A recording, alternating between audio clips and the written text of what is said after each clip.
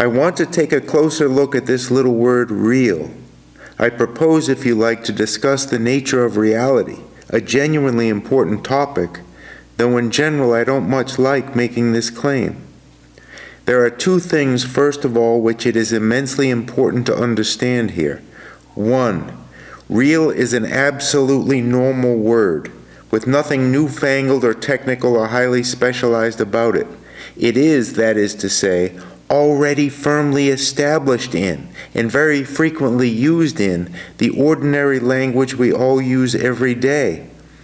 Thus, in this sense, it is a word which has a fixed meaning, and so can't, any more than can any other word which is firmly established, be fooled around with ad lib. Philosophers often seem to think that they can just assign any meaning, whatever, to any word. And so, no doubt, in an absolutely trivial sense they can, like Humpty Dumpty. There are some expressions, of course, material thing, for example, which only philosophers use, and in such cases they can, within reason, please themselves. But most words are in fact used in a particular way already, and this fact can't be just disregarded. For example, some meanings that have been assigned to know and certain have made it seem outrageous that we should use these terms as we actually do. But what this shows is that the meanings assigned by some philosophers are wrong. Certainly, when we have discovered how a word is in fact used, that may not be the end of the matter. There is certainly no reason why, in general, things should be left exactly as we find them. We may wish to tidy the situation up a bit, revise the map here and there, draw the boundaries and distinctions rather differently. But still, it is advisable always to bear in mind, A, that the distinctions embodied in our vast and, for the most part, relatively ancient stock of ordinary words are neither few nor always very obvious, and almost never just arbitrary. B, that in any case, before indulging in any tampering on our own account, we need to find out what it is that we have to deal with. And C, that tampering with words in what we take to be one little corner of the field is always liable to have unforeseen repercussions in the adjoining territory.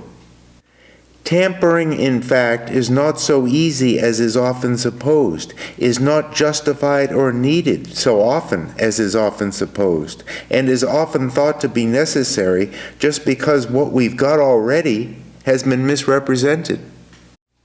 And we must always be particularly wary of the philosophical habit of dismissing some, if not all, the ordinary uses of a term as unimportant, a habit which makes distortion practically unavoidable. For instance, if we're going to talk about real, we must not dismiss as beneath contempt such humble but familiar expressions as not real cream. This may save us from saying, for example, or seeming to say, that what is not real cream must be a fleeting product of our cerebral processes. 2. The other immensely important point to grasp is that real is not a normal word at all, but highly exceptional. Exceptional in this respect that unlike yellow or horse or walk, it does not have one single, specifiable, always the same meaning. Even Aristotle saw through this idea, nor does it have a large number of different meanings. It is not ambiguous, even systematically.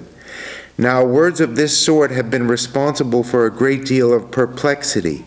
Consider the expressions cricket ball, cricket bat, cricket pavilion, cricket weather. If someone did not know about cricket and were obsessed with the use of such normal words as yellow, he might gaze at the ball, the bat, the building, the weather, trying to detect the, quote, common quality which he assumes is attributed to these things by the prefix cricket. But no such quality meets the eye, and so perhaps he concludes that cricket must designate a non-natural quality, a quality to be detected not in any ordinary way, but by intuition. If this story strikes you as too absurd, remember what philosophers have said about the word good, and reflect that many philosophers, failing to detect any ordinary quality common to real ducks, real cream, and real progress, have decided that reality must be an a priori concept, apprehended by reason alone. Let us begin, then, with a preliminary, no doubt rather haphazard, survey of some of the complexities in the use of real. Consider, for instance, a case which at first sight one might think was pretty straightforward, the case of real color. What is meant by the real color of a thing? Well, one may say with some confidence, that's easy enough. The real color of a thing is the color that it looks to a normal observer in conditions of normal or standard illumination. And to find out what a thing's real color is, we just need to be normal and to observe it in those conditions.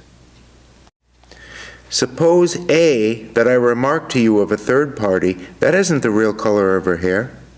Do I mean by this that, if you were to observe her in conditions of standard illumination, you would find that her hair did not look that color? Plainly not. The conditions of illumination may be standard already. I mean, of course, that her hair has been dyed, and normal illumination just doesn't come into it at all. Or suppose that you are looking at a ball of wool in a shop, and I say, that's not its real color. Here I may mean that it won't look that color in ordinary daylight, but I may mean that wool isn't that color before it's dyed. As so often, you can't tell what I mean just from the words that I use.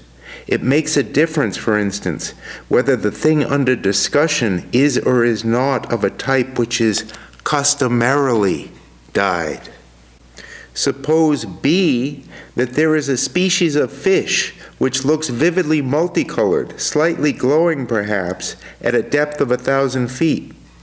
I ask you what its real color is.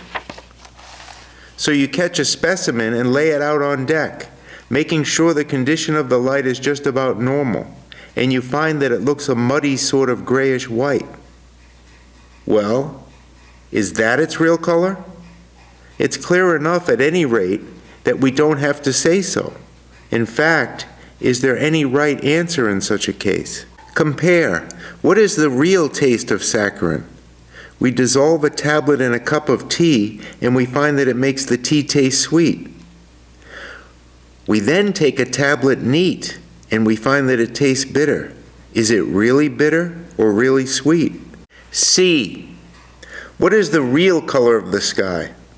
Of the sun? Of the moon? Of a chameleon? We say that the sun in the evening sometimes looks red. Well, what color is it really? What are the conditions of standard illumination for the sun? D.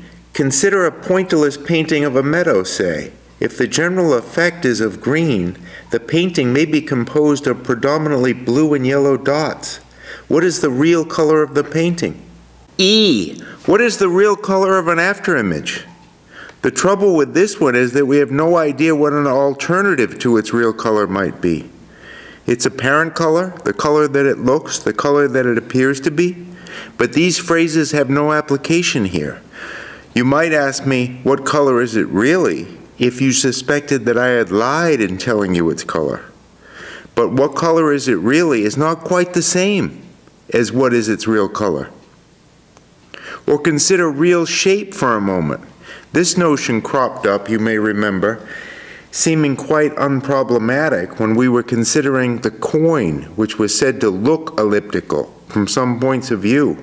It had a real shape, we insisted, which remained unchanged. But coins, in fact, are rather special cases. For one thing, their outlines are well defined and very highly stable, and for another, they have a known and a nameable shape. But there are plenty of things of which this is not true. What is the real shape of a cloud? And if it be objected, as I dare say it could be, that a cloud is not a material thing, and so not the kind of thing which has to have a real shape, consider this case. What is the real shape of a cat? Does its real shape change whenever it moves? If not, in what posture is its real shape on display? Furthermore, is its real shape such as to be fairly smooth outlined, or must it be finely enough serrated to take account of each hair? It is pretty obvious that there is no answer to these questions, no rules according to which, no procedure by which answers are to be determined. Of course, there are plenty of shapes which the cat definitely is not, cylindrical, for instance, but only a desperate man would toy with the idea of ascertaining the cat's real shape by elimination. Contrast this with cases in which we do know how to proceed. Are those real diamonds? Is that a real duck? Items of jewelry that more or less closely resemble diamonds may not be real diamonds because they are paste or glass. That may not be a real duck because it is a decoy or a toy duck or a species of goose closely resembling a duck, or because I am having a hallucination. These are all, of course, quite different cases. And notice in particular, A, that in most of them, observation by a normal observer in standard conditions is completely irrelevant. B, that something which is not a real duck is not a non-existent duck, or indeed a non-existent anything. And C, that something existent, e.g. a toy, may perfectly well not be real, e.g. not a real duck. Perhaps by now we have said enough to establish that there is more in the use of real than meets the cursory eye. It has many and diverse uses, in many diverse contexts. We must next, then, try to tidy things up a little, and I shall now mention under 4 headings what might be called the salient features of the use of real, though not all these features are equally conspicuous in all its uses.